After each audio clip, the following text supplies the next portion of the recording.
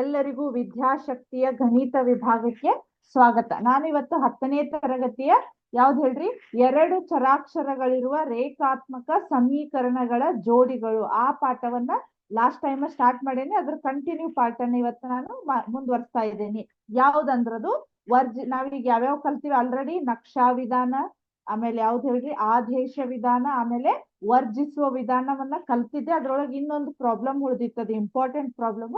ಅದನ್ನು ಸಾಲ್ವ್ ಮಾಡಿ ನಾನು ಇವತ್ತು ಯಾವ್ದು ಹೇಳ್ತೇನೆ ಹೇಳ್ರಿ, ಓರೆ ಗುಣಾಕಾರ ವಿಧಾನ ಅಥವಾ ಕ್ರಾಸ್ ಮಲ್ಟಿಪ್ಲಿಕೇಶನ್ ಮೆಥಡ್ ಅನ್ನ ನಾನು ಸ್ಟಾರ್ಟ್ ಮಾಡ್ತೇನೆ ಅಂತ. ಹೌದಾ? ಈಗ ಯಾವ್ದು ಹೇಳ್ರಿ, 2 ಚರಾಕ್ಷರಗಳಿರುವ ರೇಖಾತ್ಮಕ ಸಮೀಕರಣಗಳ ಜೋಡಿ ಒಳಗ ನಾನು ಯಾವ್ದು ಹೇಳ್ತಾ ಇದ್ದೇನೆ ಅಂದ್ರ ವರ್ಜಿಸುವ ವಿಧಾನ ಅಥವಾ ಎಲಿಮಿನೇಷನ್ ಮೆಥಡ್. ವರ್ಜಿಸುವ ವಿಧಾನ, ಎಲಿಮಿನೇಷನ್ ಮೆಥಡ್. ಹೌದಾ? ಇಲ್ಲಿ ನೋಡ್ರಿ, ಅಭ್ಯಾಸ 3.4 ನಾನು 2ನೇ ಮೇನ್ ಒಳಗ ಸೆಕೆಂಡ್ ಒನ್ ಅನ್ನ ಹೇಳ್ಬೇಕು. ಅದೊಂದು ಹೇಳಿದ್ರೆ ಅದು ಇಂಪಾರ್ಟೆಂಟ್ ಕ್ವಶನ್ಸ್. ಹೌದಾ? 2ನೇ ಮೇನ್ ಒಳಗ ಅಭ್ಯಾಸ 3.4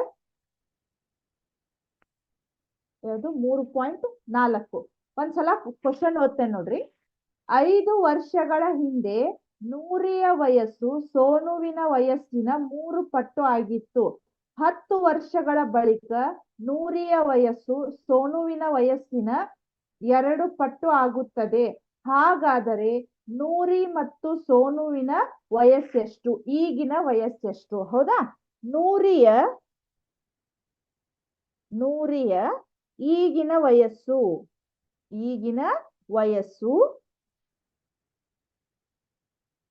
ಇಸ್ ಈಕ್ವಲ್ ಟು ಎಕ್ಸ್ ಆಗಿರಲಿ. ಹೌದಾ?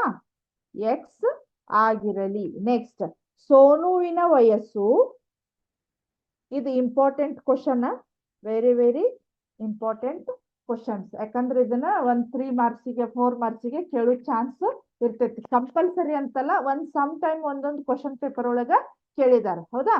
ಸೋನುವಿನ ಈಗಿನ ವಯಸ್ಸು ಇಸ್ ಈಕ್ವಲ್ ಟು y ಆಗಿರಲಿ. ಹೌದಾ? y ಆಗಿರಲಿ. ಈಗ ನೂರಿಯ ವಯಸ್ಸು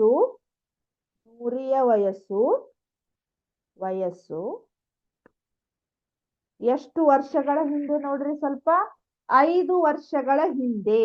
5 ವರ್ಷಗಳ ಹಿಂದೆ.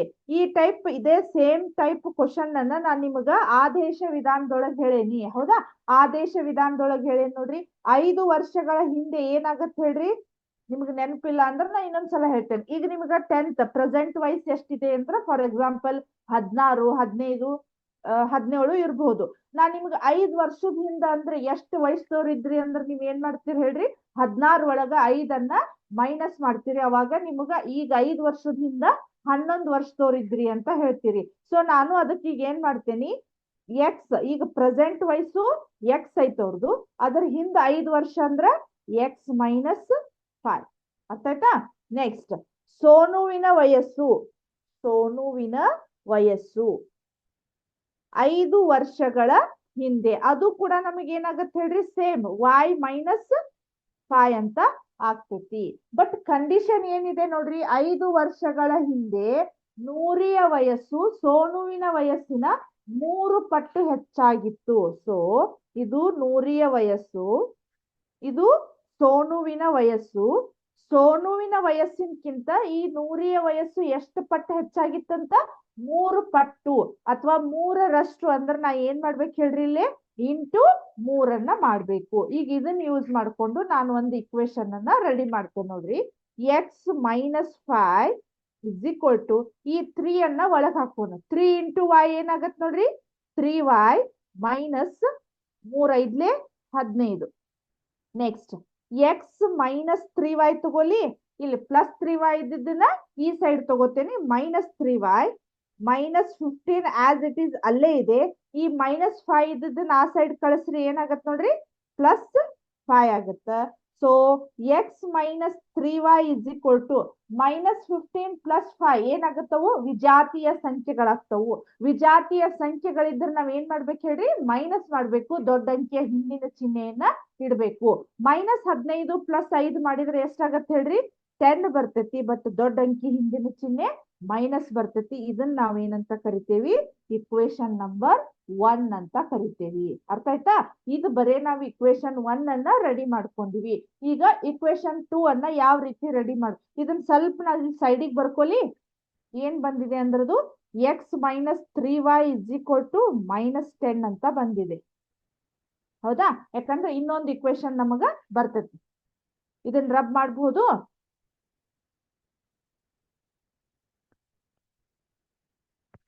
ನೆಕ್ಸ್ಟ್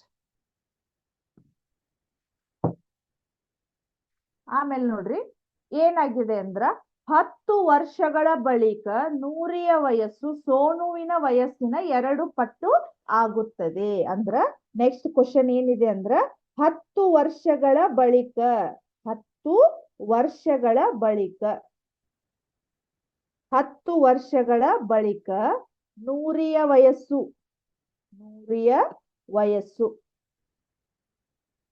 ನೂರಿಯ ವಯಸ್ಸು. ಸೊ ನೆಕ್ಸ್ಟ್ ಅಂದ್ರ ಇನ್ನು ಮುಂದ್ 10 ವರ್ಷ ಅಂದ್ರ ನಾ ಈಗ ಏನ್ ಮಾಡ್ಬೇಕು ಹೇಳ್ರಿ? ಅದನ್ನ +10 ಅನ್ನ ಮಾಡ್ಬೇಕು. ಕರೆಕ್ಟಾ? 10 ವರ್ಷಗಳ ಬಳಿಕ ಅಂದ್ರೆ ಏನ್ ಮಾಡ್ತೇನೆ ನಾನು? x+10 ಅಂತ ಮಾಡ್ತೇನೆ. ಅದೇ ರೀತಿ 10 ವರ್ಷಗಳ ಬಳಿಕ ಸೋನುವಿನ ವಯಸ್ಸು ಇಸ್ ಈಕ್ವಲ್ ಟು ಈಗ ಏನ್ ಮಾಡ್ಬೇಕ? y+10 ಆಗತ್ತ. ಬಟ್ ಕಂಡೀಷನ್ ಏನಾಗತ್ ನೋಡ್ರಿ ಇಲ್ಲೇ x+10 ಅನ್ನೋದು ಯಾರ ವಯಸ್ಸಿದು? 10 ವರ್ಷದ ಮೇಲೆ ನೂರಿಯ ವಯಸ್ಸು. ಇದಾದ್ಮೇಲೆ ಯಾರ್ದಂದ್ರ ಸೋನುವಿನ ವಯಸ್ಸು ಎಷ್ಟಾಯ್ತು? y+10 ಅಂತ ಆಗಿದೆ. ಬಟ್ ಕಂಡೀಷನ್ ಏನಿದೆ ಹೇಳ್ರಿ? ಈ ಸೋನುವಿನ ವಯಸ್ಸಿನಕ್ಕಿಂತ ನೂರಿಯ ವಯಸ್ಸು ಅವಾಗ ಎಷ್ಟಾಗಿರ್ತೈತಂತ? 2 ಪಟ್ಟು ಹೆಚ್ಚಾಗಿರ್ತೈತಂತ. 2 ಪಟ್ಟು ಹೆಚ್ಚಾಗಿರ್ತೈತಿ. ಸೊ ನೋಡ್ರಿ x+10 is equal to 2y plus 2 ಹತ್ಲೆ 20. ಕರೆಕ್ಟಾ? ಎಕ್ಸ್ ಇಲ್ಲಿ +2y ಇದ್ದದನ್ನ ಈ ಸೈಡ್ ತೊಂಬರಿ -2y. ಕರೆಕ್ಟಾ? ಸಾರಿ, ಇದು 2 ಹತ್ಲೆ 20 ಆಗತ್ತ. ಇಸ್ ಈಕ್ವಲ್ ಟು 20 ಇಲ್ಲಿ +10 ಇದ್ದದನ್ನ ಈ ಸೈಡ್ ತೊಂಬರಿ -10 ಆಗತ್ತ. So x -2y is equal to 20 - 10 ಎಷ್ಟಾಗತ್ತ? 10. ಹೌದಾ? ಇದೇನಾಗತ್ ನೋಡ್ರಿ ಇಕ್ವೇಶನ್ ನಂಬರ್ 2 ಆಗತ್ತ. ಕರೆಕ್ಟಾ?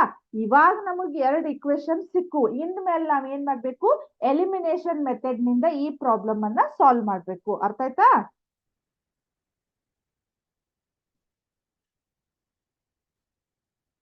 ಎಷ್ಟ ಬಂತಲ್ಲ? X -3y is equal to -10. ಇದು ಇಕ್ವೇಶನ್ ನಂಬರ್ 1 ಬಂದಿತ್ತು ನಮಗ. X -2y is equal to 10 ಅಂತ ನಮಗ ಬಂದಿತ್ತು. ಈಗ ನಾವ್ ಏನ್ ಮಾಡ್ಬೇಕು? ಎಲಿಮಿನೇಷನ್ ಮೆಥಡ್ ಒಳಗ ಫಸ್ಟ್ ಸಂಖ್ಯೆ ನಮ್ದು ಕ್ಯಾನ್ಸಲ್ ಮಾಡುವಂತ ಉದ್ದೇಶ ನಮ್ದು ಇರ್ಬೇಕು. ಸೊ ಈ ಕ್ಯಾನ್ಸಲ್ ಮಾಡ್ಲಿಕ್ಕೆ ನಮಗೆ ಈಸಿ ಇದೆ. ಇಲ್ಲಿ ಎಕ್ಸ್ ಇದೆ, ಇಲ್ಲಿ ಎಕ್ಸ್ ಇದೆ. ಬಟ್ ಮೈನಸ್ ಮಾಡ್ಬೇಕು ನಾವು. ಮೈನಸ್ ಮಾಡಿದಾಗ ಏನಾಗ್ತಾವ ಹೇಳ್ರಿ? ಈ ಕೆಳಗಿನ ಚಿಹ್ನೆಗಳೆಲ್ಲ ನಮಗ ಚೇಂಜ್ ಆಗ್ತಾವು. ಅರ್ಥ ಆಯ್ತಾ? ಸೊ ಇಲ್ಲಿ ಏನಾಗತ್ ನೋಡ್ರಿ, ಇದು ಮೈನಸ್ ಆಗುತ್ತಾ, ಮೈನಸ್ ಇದ್ದದ್ದು ಏನಾಗುತ್ತಾ? ಪ್ಲಸ್ ಆಗುತ್ತಾ. ಇಲ್ಲಿ ಪ್ಲಸ್ ಇದ್ದದ್ದು ಏನಾಗುತ್ತೆ? ಇಲ್ಲಿ ಮೈನಸ್ ಆಗುತ್ತ. ಸೊ ಎಕ್ಸ್ ಮೈನಸ್ ಎಕ್ಸ್ ಏನಾಯ್ತು? ನಮ್ದು ಕ್ಯಾನ್ಸಲ್ ಆಯ್ತು.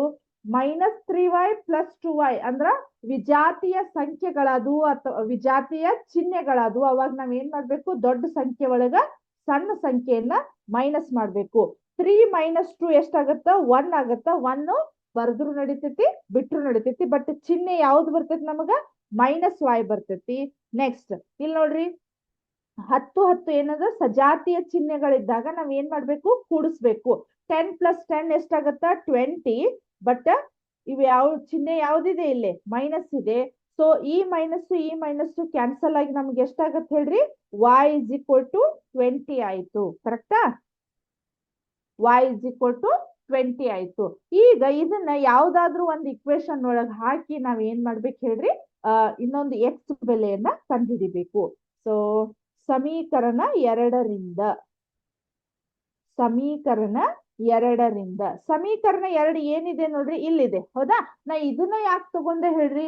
ಇಲ್ಲಿ ಮೈನಸ್ ಇಲ್ಲ. ನಮಗ್ ಇಲ್ಲಿ ಮೈನಸ್ ಇತ್ತಪ್ಪ ಅಂದ್ರ ನಾವು ಒಂದೊಂದ್ಸಲ ಗುಣಾಕಾರ ಮಾಡುವಾಗ ತಪ್ಪು ಚಾನ್ಸ್ ಬಹಳ ಇರ್ತೈತಿ. ಸ್ವಲ್ಪ ಮೈನಸ್ ಅದು ನೋಡ್ಕೊಂಡು ಈಸಿ ಇದ್ದದ್ ನೋಡ್ಕೊಂಡು ನಾವು ಸೆಲೆಕ್ಟ್ ಮಾಡಿ ಅದರೊಳಗೆ ನಾವು ಸಬ್ಸ್ಟಿಟ್ಯೂಟ್ ಮಾಡಿ ಇನ್ನೊಂದು ಸಂಖ್ಯೆಯನ್ನ ಅಥವಾ ಇನ್ನೊಂದು ಚರಾಕ್ಷರದ ವ್ಯಾಲ್ಯೂ ಅನ್ನ ಕಂಡುಹಿಡಿಬಹುದು. ಸೊ ಸಮೀಕರಣ 2 ಏನಿದೆ ನೋಡ್ರಿ, x minus 2y is equal to 10 ಅಂತ ಇದೆ. ಕರೆಕ್ಟಾ? ಸೊ ಎಕ್ಸ್ ಮೈನಸ್ 2y ಅಂದ್ರೆ ಎಷ್ಟು ಬಂದಿದೆ ನಮ್ಗಿಲ್ಲಿ? 20 is equal to 10. X is equal to x minus 20 into 2 ಎಷ್ಟಾಗತ್ತೆ ನೋಡ್ರಿ? 40 is equal to 10. therefore x is equal to 10. ಇಲ್ಲಿ ಮೈನಸ್ 40 ಇದ್ದದ್ದು ಈ ಸೈಡ್ ಬಂತಂದ್ರೆ ಪ್ಲಸ್ 40 ಆಗುತ್ತೆ. therefore x is equal to 50. ಹೌದಾ? 40 ಪ್ಲಸ್ 10 ಎಷ್ಟಾಗತ್ತ? 50 ಆಗತ್ತ. ಅಂದ್ರ 100ಯ ವಯಸ್ಸು, ಈಗ ಪ್ರೆಸೆಂಟ್ ವಯಸ್ಸು, ಈಗಿನ ವಯಸ್ಸು ಎಕ್ಸ್ ಅಂತ ತಗೊಂಡಿದ್ವಿ ಹೌದಿಲ್ಲ ನಾವು? ಎಕ್ಸ್ ಅಂದ್ರ ಅವ್ರಿಗೀಗ ಎಷ್ಟು? 100ಯ ವಯಸ್ಸು 50 ವರ್ಷ. ಆಮೇಲೆ ಸೋನುವಿನ ವಯಸ್ಸು ಎಷ್ಟಿಗಿದೆ ಈಗ? 20 ವರ್ಷ ಅಂತ ಆಯ್ತು. ಕರೆಕ್ಟಾ? ಅಂದ್ರ 100ಕ್ಕಿಂತ ಸೋನು ಚಿಕ್ಕವರಿದ್ದಾರು. ಅರ್ಥ ಆಯ್ತಾ? ಈ ಪ್ರಾಬ್ಲಮ್ ಕರೆಕ್ಟ್ ಆಯ್ತು. ಇಲ್ಲಿಗೆ ಇದು ಯಾವ್ದು ಹೇಳ್ರಿ? ಎಲಿಮಿನೇಷನ್ ಮೆಥಡ್, ವರ್ಜಿಸುವ ವಿಧಾನ. ಈ ಪಾಠ ನಿಮ್ಗ ಅಂದ್ರ ಅಭ್ಯಾಸ ಮುಗಿತಿದ್ದು. ಇದ್ರ ನೆಕ್ಸ್ಟ್ ಈಗ ನಾ ಯಾವ್ದು ಹೇಳ್ತಾ ಇದ್ದೀನಿ ಅಂದ್ರ ಓರೆ ಗುಣಾಕಾರ ವಿಧಾನ. ಅದಾದ್ಮೇಲೆ ನಿಮಗ ಮಲ್ಟಿಪಲ್ ಚಾಯ್ಸ್ ಟೆಸ್ಟ್ ಅನ್ನ ಇಡ್ತೇನೆ. ಹೌದಾ? ಈಗ ಯಾವ್ದು ಹೇಳ್ರಿ? ಓರೆ ಗುಣಾಕಾರ ವಿಧಾನ ಅಥವಾ ಕ್ರಾಸ್ ಮಲ್ಟಿಪ್ಲಿಕೇಶನ್ ಮೆಥಡ್. ಓರೆ ಗುಣಾಕಾರ ವಿಧಾನ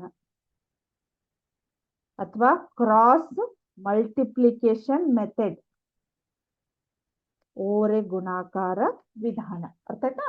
ಓರೆ ಗುಣಾಕಾರ ವಿಧಾನ ಯಾವ ರೀತಿ ಇದೆ ಅಂದ್ರ ನಾನ್ ನಿಮಗ ಅದರದ್ದು ಮೇನ್ ಫಾರ್ಮುಲಾವನ್ನ ಮೊದಲು ಯಾವ ರೀತಿ ನಾವು ಬರಿತೇವೆ ಅನ್ನೋದನ್ನ ಹೇಳ್ಕೊಡ್ತೇನೆ ಅಂತ. ಸೊ ಈಗ ರೇಖಾತ್ಮಕ ಜೋಡಿಗಳದ ನಮಗ ಜನರಲ್ ಫಾರ್ಮ್ ಅಥವಾ ಆದರ್ಶ ರೂಪ ನಮಗ್ ಏನಿದೆ ಹೇಳ್ರಿ? a1x plus b1y is equal to c1 ಅಂತ ಇದೆ. ಕರೆಕ್ಟಾ? So a2x plus b2y is equal to c2 ಅಂತ ಇದೆ. ಹೌದಾ? ಈಗ ನಾವು ಕ್ರಾಸ್ ಮಲ್ಟಿಪ್ಲಿಕೇಶನ್ ಮಾಡ್ಬೇಕಾದ್ರೆ ಯಾವ ರೀತಿ ಮಾಡ್ಬೇಕು ಅನ್ನೋದನ್ನ ನಾನು ನಿಮಗ ಹೇಳ್ತೇನೆ ನೋಡ್ರಿ. ಇಲ್ಲಿ a1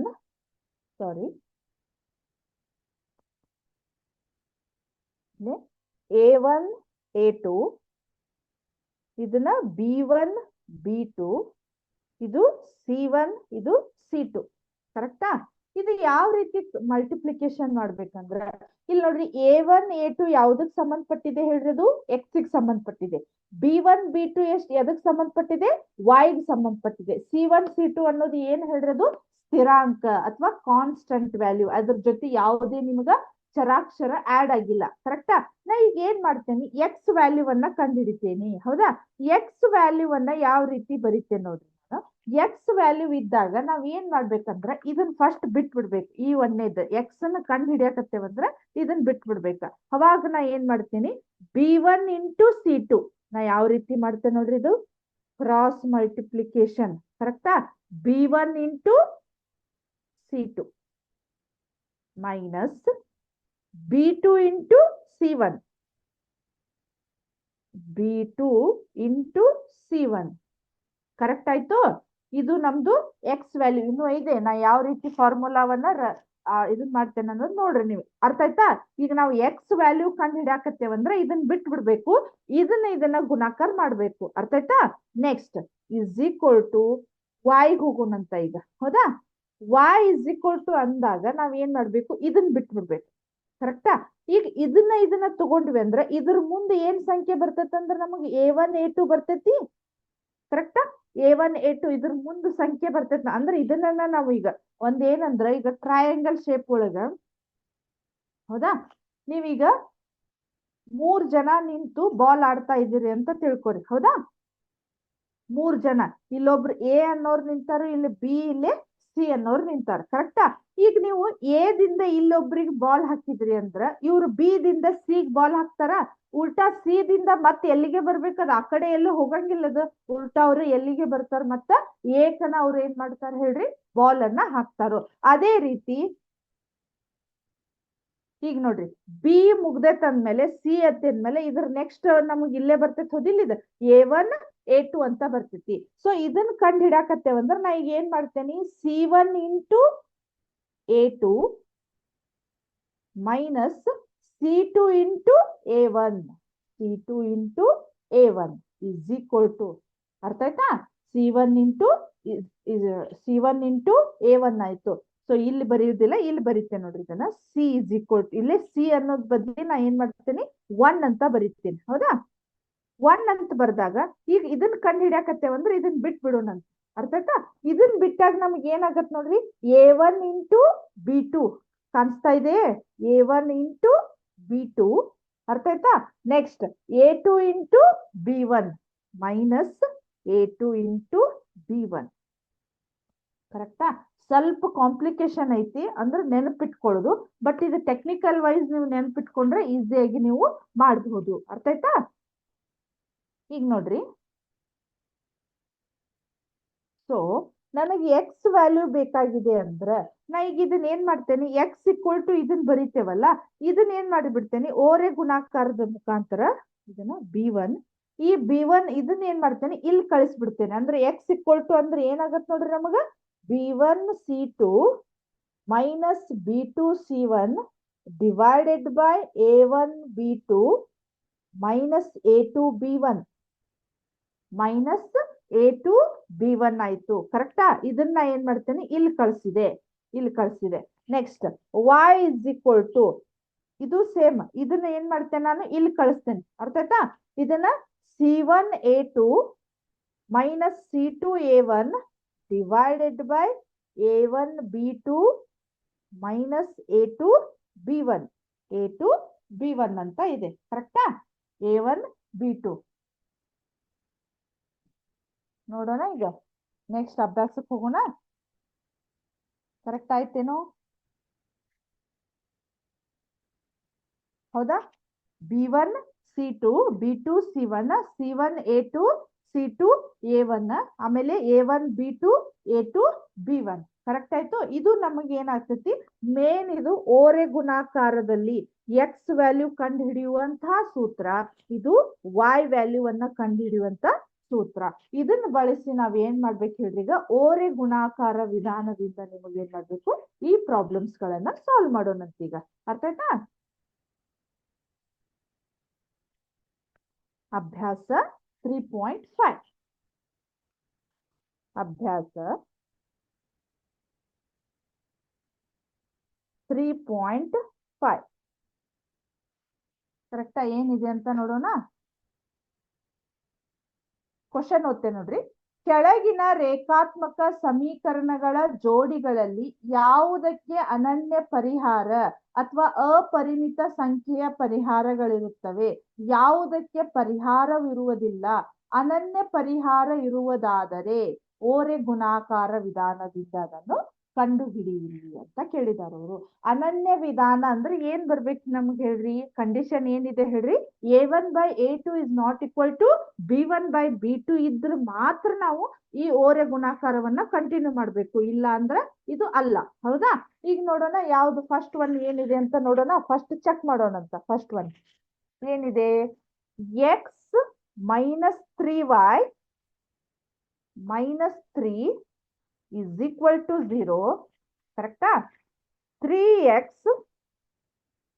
minus 9y minus 2 is equal to 0 ಅಂತ ಇದೆ ಹೌದಾ ಇದು A1 A2 ಇದು B1 B2 ಇದು C1 C2 ಅಂತ ಇದೆ ಹೌದಾ A1 ಅಂದ್ರೆ ಎಷ್ಟಿದೆ ನಮಗ 1/3 ಇದೆ is equal to -3 -9 ಅಂತ ಇದೆ next is equal to -3 by -2 -3/-2 ಅಂತ ಇದೆ ಕರೆಕ್ಟಾ ಈಗ ಇಲ್ಲಿ ಕರ್ತಾ ಹೊಡ್ಯಾಕ್ ಬರ್ತದ ನೋಡ್ರಿ ಇದು 3 1 3 3 ಇದು ಕ್ಯಾನ್ಸಲ್ ಆಯ್ತು ಅಂದ್ರೆ ನಮ್ಗೆ ಏನ್ ಕಂಡೀಷನ್ ಬಂತ ನೋಡ್ರಿ A1 by A2 is equal to B1 by B2 is not equal to C1 by C2 ಕರೆಕ್ಟಾ ಈ ಮೈನಸ್ ಹೋದ್ರು ನಮಗೆ ಏನಾಗತ್ತೆ ಹೇಳ್ರಿ 3/2 ಬಂತು ಸೊ 3/2 ಬಂತಂದ್ರೆ ನಮ್ ಕಂಡೀಷನ್ ಏನಿದೆ ನೋಡೋಣ ಒಂದ್ಸಲ ಏನಿರ್ಬೋದು ನೋಡ್ರಿ ಕಂಡೀಷನ್ ಯಾವ ರೀತಿ ಕಂಡೀಷನ್ ಇದಾವ್ ನೋಡ್ರಿ. ಇಲ್ಲೇ ಸಮಾಂತರ ರೇಖೆಗಳು ಅಂತ ಬರ್ತೈತಿ ನಮಗ. ಇದು ಸಮಾಂತರ ರೇಖೆಗಳಿದ್ದಾಗ ಇದಕ್ಕೆ ಯಾವುದೇ ಪರಿಹಾರವಿಲ್ಲ. ಸಮಾಂತರ ರೇಖೆಗಳು ಇದ್ದಾಗ ಇದಕ್ಕೆ ಯಾವುದೇ ಪರಿಹಾರವಿಲ್ಲ. ಇದು ನಾವು ಪ್ರಾಬ್ಲಮ್ ಅನ್ನ ಸಾಲ್ವ್ ಮಾಡ್ಲಿಕ್ಕೂ ಬರುವುದಿಲ್ಲ. ಸೊ ಇಲ್ಲಿಗೆ ಇದಕ್ಕ ಸಮಾಂತರ ರೇಖೆಗಳು, ದೇರ್ ಫೋರ್ ಇದಕ್ಕೆ ಯಾವುದೇ ಪರಿಹಾರವಿಲ್ಲ. ಯಾವುದೇ ಪರಿಹಾರವಿಲ್ಲ. ಪರಿಹಾರವಿಲ್ಲ. ಯಾವುದೇ ಪರಿಹಾರವಿಲ್ಲ ಅಂತ ಹೇಳಿದಾರ. ಅರ್ಥ ಆಯ್ತಾ? ಇದು ಫಸ್ಟ್ ಒನ್. ಸೆಕೆಂಡ್ ಒನ್ ನೋಡೋಣ. ಇದು ಅವ್ರು ಏನ್ ಹೇಳ್ಯಾರ ಹೇಳ್ರಿ, ಅನನ್ಯ ಪರಿಹಾರ ಅಂದ್ರ ಇಲ್ಲೇ not equal to 0, not equal to ಬಂದ್ರ ಅಷ್ಟೇ ಇದನ್ನ ಲೆಕ್ಕ ಮಾಡ್ರಿ ಅಂದಾರ. ಇಲ್ಲಿ ನಮಗ್ ಈಕ್ವಲ್ ಟು ಬಂತು, ಮಾಡ್ಲಿಕ್ಕೆ ಬರುದಿಲ್ಲ. ನೆಕ್ಸ್ಟ್ ಪ್ರಾಬ್ಲಮ್ ಅನ್ನ ನೋಡೋಣಂತ. ಸೆಕೆಂಡ್ ಒನ್ ಏನಿದೆ, 2x plus y is equal to 5, 3x plus 2y is equal to 8 ಅಂತ ಇದೆ. ಹೌದಾ?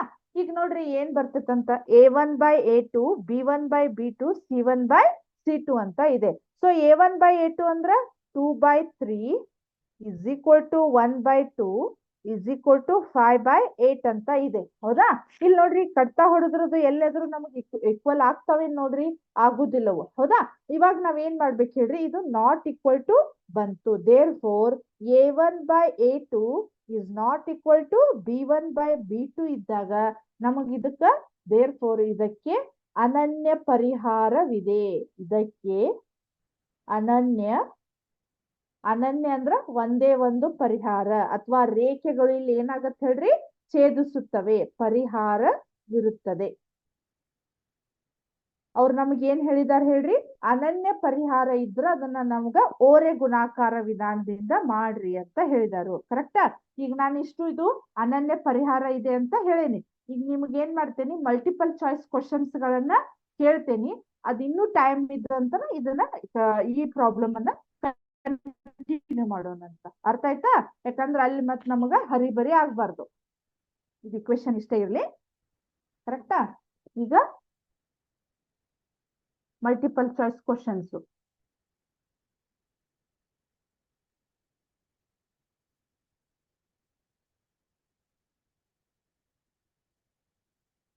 ನೋಡ್ರಿ, ವಿದ್ಯಾಶಕ್ತಿಯ ರಸಪ್ರಶ್ನೆ ಕಾರ್ಯಕ್ರಮ, ಅದ್ರೊಳಗೆ ಫಸ್ಟ್ ಒನ್ ಏನಿದೆ ಅಂತ ಇಲ್ಲಿ ನೋಡ್ರಿ.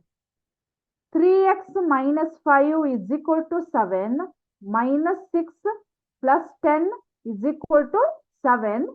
ಈ ಸಮೀಕರಣಗಳು ಹೊಂದಿರುವ ಪರಿಹಾರಗಳು. ಇಲ್ಲಿ ನೋಡ್ರಿ 3 minus 6, ಹೌದಾ? 3 minus 6 ಅಂದ್ರೆ ಎಷ್ಟು ಬರ್ತೈತಿ? ಇಲ್ಲೇ -1/2 ಬರ್ತೈತಿ. ಇದು ಕೂಡ -1/2. ಲಾಸ್ಟ್ನೇದ್ ಏನಾಗತ್ತೆ ಹೇಳ್ರಿ, 1 ಬರ್ತೈತಿ. ನಾಟ್ ಈಕ್ವಲ್ ಟು ಅಂದ್ರೆ ಇದಕ್ಕ ಯಾವುದೇ ಪರಿಹಾರವಿಲ್ಲ. ನೀವು ಅದನ್ನ ಯಾವ್ದು ಹೇಳ್ರಿ, ಅನುಪಾತಗಳನ್ನ ಅದನ್ನ ಕಂಡೀಷನ್ ನಿಮ್ಗೆ ಗೊತ್ತಿದ್ರೆ ನಿಮ್ಗೆ ಗೊತ್ತಾಗ್ತೈತಿ. ಹೌದಾ?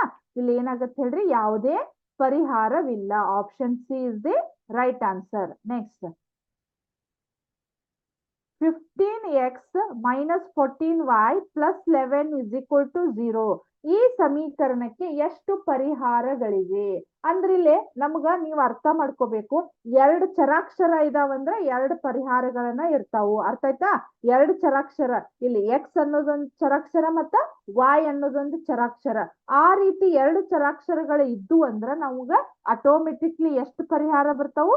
2 ಪರಿಹಾರಗಳು ಬರ್ತಾವು. ಅರ್ಥ ಆಯ್ತಾ? Option A is the right answer. Next, x equal to 0, x equal to 5 ಈ ಜೋಡಿಗಳಿಗೆ ಯಾವುದೇ ಪರಿಹಾರವಿಲ್ಲ. ಆಪ್ಷನ್ ಬಿ ಅನನ್ಯ, ಆಪ್ಷನ್ ಸಿ 2, ಆಪ್ಷನ್ ಡಿ ಅಪರಿಮಿತ. x equal to 0, x equal to 5 ಎಷ್ಟು ಪರಿಹಾರಗಳು ಬರ್ತಾವ ಹೇಳ್ರಿ? ಇದಕ್ಕ ಒಂದೇ ಪರಿಹಾರ ಬರ್ತೈತಿ, ಅಂದ್ರ ಅನನ್ಯ ಪರಿಹಾರ ಬರ್ತೈತಿ. ಕರೆಕ್ಟಾ?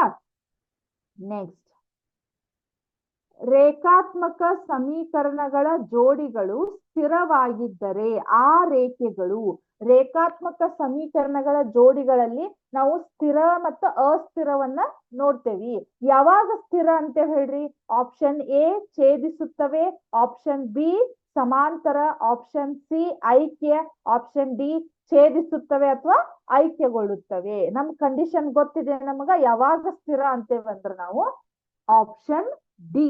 ಯಾಕಂದ್ರ ಛೇದಿಸಿದ್ರು ನಾವು ಅದು ಆ ಜೋಡಿ ಸ್ಥಿರವಾಗಿರ್ತೈತೆ ಅಂತ ಹೇಳ್ತೀವಿ, ಐಕ್ಯಗೊಂಡ್ರು ಆ ಜೋಡಿ ನಮಗ ಸ್ಥಿರ ಆಗಿರ್ತೈತೆ ಅಂತ ನಾವು ಹೇಳ್ತೀವಿ. ಕರೆಕ್ಟಾ?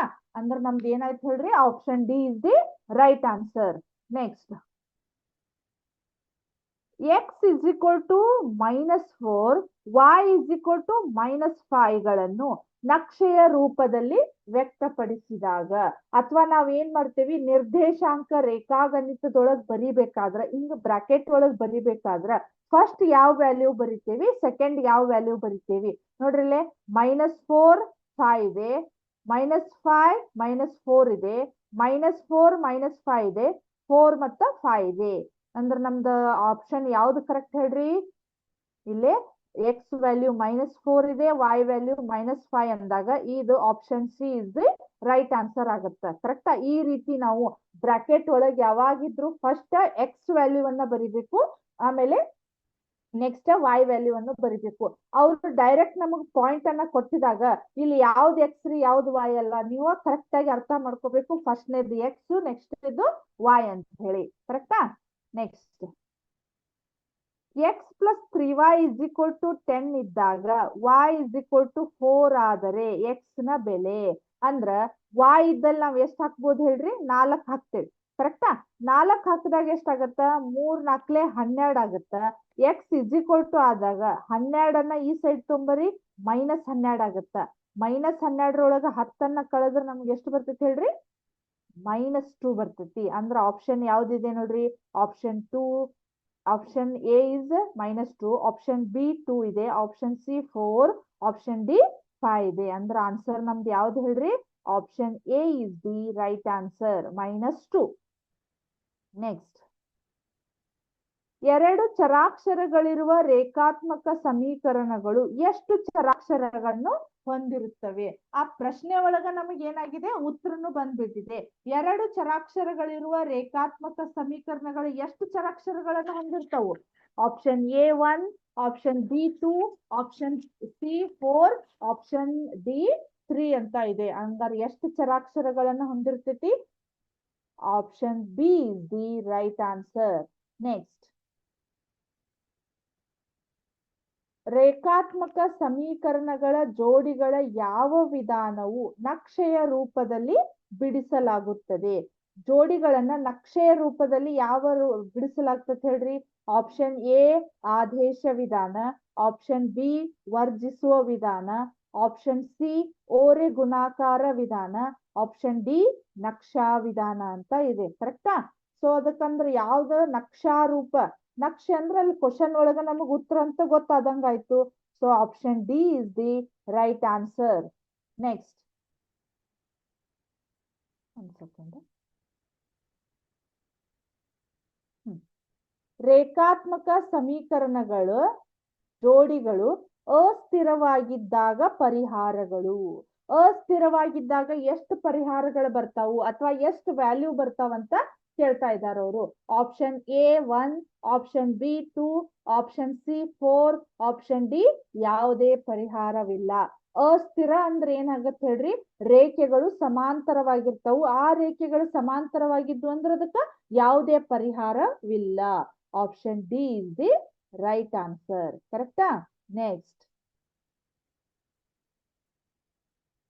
ಸಮೀಕರಣಕ್ಕೆ ಒಂದೇ ಒಂದು ಪರಿಹಾರವಿದ್ದಾಗ ನಕ್ಷೆಯು ಪ್ರತಿನಿಧಿಸುವ ರೇಖೆಗಳು. ಅದೊಂದು ಸಮೀಕರಣದೊಳಗ ನಮಗ್ ಒಂದೇ ಒಂದು ಪರಿಹಾರ ಅಥವಾ ಅನನ್ಯ ಪರಿಹಾರ ಇದ್ರ ಆ ರೇಖೆಗಳು ಏನಾಗ್ತಾವ ಹೇಳ್ರಿ? ಆಪ್ಷನ್ ಎ ಸಮಾಂತರ ರೇಖೆಗಳು, ಆಪ್ಷನ್ ಬಿ ಛೇದಿಸುವ ರೇಖೆಗಳು, ಆಪ್ಷನ್ ಸಿ ಐಕ್ಯಗೊಳ್ಳುವ ರೇಖೆಗಳು, ಆಪ್ಷನ್ ಡಿ ಪರಿಹಾರವಿಲ್ಲ. ಯಾವ್ದಿರ್ಬೋದು ನೋಡ್ರಿ? ಗೆಸ್ ಮಾಡ್ರಿ. Option B is the right answer. Option B is the right answer. ಛೇದಿಸುವ ರೇಖೆಗಳು. ನಾವೀಗ ಇವು 10 ಕ್ವಶನ್ಸ್ ನಿಮಗೇನದು ಮಲ್ಟಿಪಲ್ ಚಾಯ್ಸ್ ಕ್ವಶನ್ಸ್. ಕರೆಕ್ಟಾ? ನೆಕ್ಸ್ಟ್ ಅರ್ಥ ಆಯ್ತಿದ್ದು ಓರೆ ಗುಣಾಕಾರ ವಿಧಾನ. ಇದನ್ನ ನಾವು ಕಂಟಿನ್ಯೂ ಮಾಡ್ತಿದ್ವಿ. ಈಗ ಇದು ಇನ್ನೂ ಬಹಳ ಇದೆ ಪ್ರಾಬ್ಲಮ್, ಅದನ್ನ ನೆಕ್ಸ್ಟ್ ಕ್ಲಾಸ್ ಒಳಗ ಕಂಟಿನ್ಯೂ ಮಾಡೋಣ. ಸೊ ಇಲ್ಲಿವರೆಗೂ ನಾನು ಹೇಳಿದಂತ ನಿಮ್ಗ ಈ ಪ್ರಾಬ್ಲಮ್ಗಳೆಲ್ಲ ನಿಮ್ಗ ಕರೆಕ್ಟ್ ಆಗಿ ಅಂಡರ್ಸ್ಟ್ಯಾಂಡ್ ಆಯ್ತು ಅಂತ ನಾನು ತಿಳ್ಕೊತೀನಿ. ಇದ್ರ ಮುಂದಿನ ಕ್ಲಾಸ್ ಒಳಗ ಇದನ್ನ ಕಂಟಿನ್ಯೂ ಮಾಡ್ತೇನೆ. ಬರೇ ನಮಗ ಅನನ್ಯ ಪರಿಹಾರವಿದೆ ಅಂತ ಗೊತ್ತಾಗಿದೆ. ಇದ್ರದ್ದು ನೆಕ್ಸ್ಟ್ ನಾನು ಓರೆ ಗುಣಾಕಾರ ವಿಧಾನದಿಂದ ಯಾವ ರೀತಿ ಹೇಳ್ಬೇಕು ಅನ್ನೋದನ್ನ ನೆಕ್ಸ್ಟ್ ಕ್ಲಾಸ್ ಒಳಗ ಹೇಳ್ತೇನೆ. Thank you.